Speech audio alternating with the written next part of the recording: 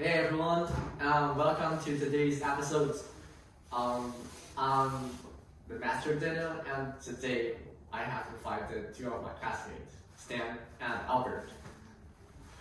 Today we're going through some good questions I listed down in my iPad about the college application process. And today we're going to go through our experiences in the application process and also what we wish that we knew before applying.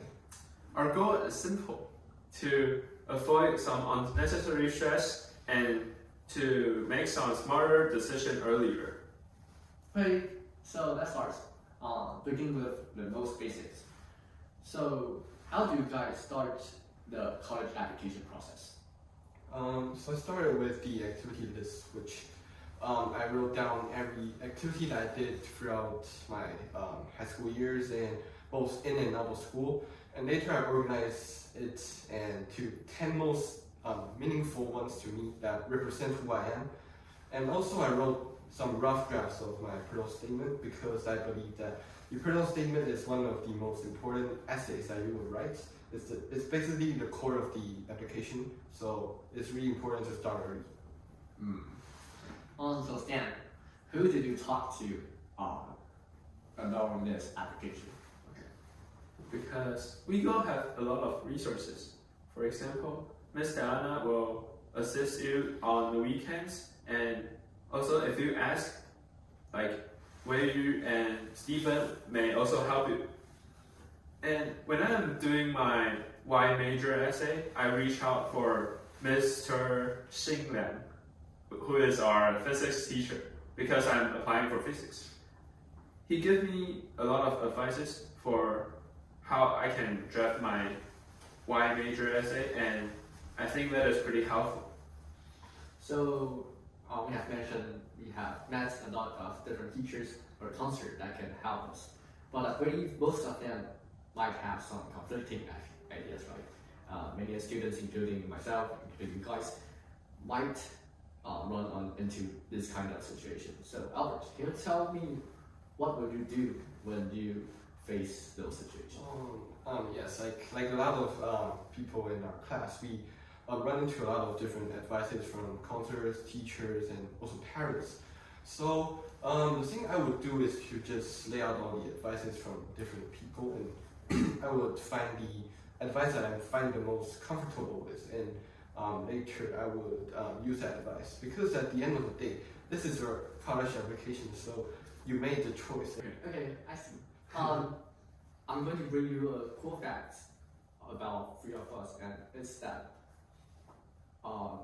we are all the stereotypical Asian students. Namely, we all apply to the engineering university. But within those universities, there are still a lot of choices.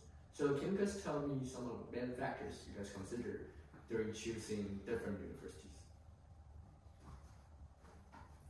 Okay, so during my college research, I will identify which major is pretty difficult for me to get in the school. For example, if I want to study electrical engineering in Cornell, it might be too difficult. So the alternative way of getting into Cornell will be like applying for physics, and then if you get into the university, you can transfer to electrical engineering or the major you want to study. And also for me as well, I was going to apply engineering to all of my schools, but later I realized that my interest of sports and athletics, and also my interest in numbers and math as a whole. So later I found data science as my second major, and later I applied a lot of different schools for data science. Okay, I see.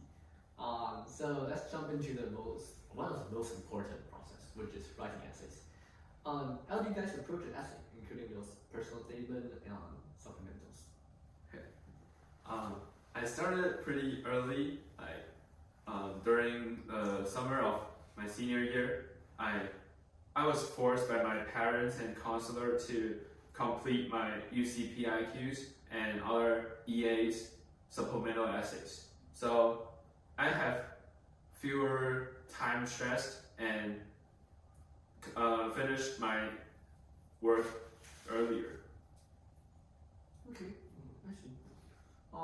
Talking about doing the work earlier, I personally think it's very important because it can obviously avoid a lot of problems, right? Can you guys elaborate on like what kind of problems or mistakes do you think you have done? So I feel like procrastination is one of the biggest things that because you're just struggling yourself and not doing anything is it's not acceptable. And also another thing is that you have to reach out for yourself. Like like we just said, there's a lot of resources in Wego, so you can go approach them and ask for help. Okay, let's jump to the final two questions. So after all, what tips or general advice you would give to the junior students? As a student who have taken like 8 to 9 TOEFL and a lot of language proficiency tests, I will advise the younger generation to take the TOEFL, IELTS, or Duolingo as soon as possible, and preferably before the SAT and all of the application material started. How about you, Albert? Yes, also, and also for TOEFL, I believe that if you just feel like TOEFL isn't your choice, switch quickly. You can try Duolingo or IELTS, which are two different types of exams.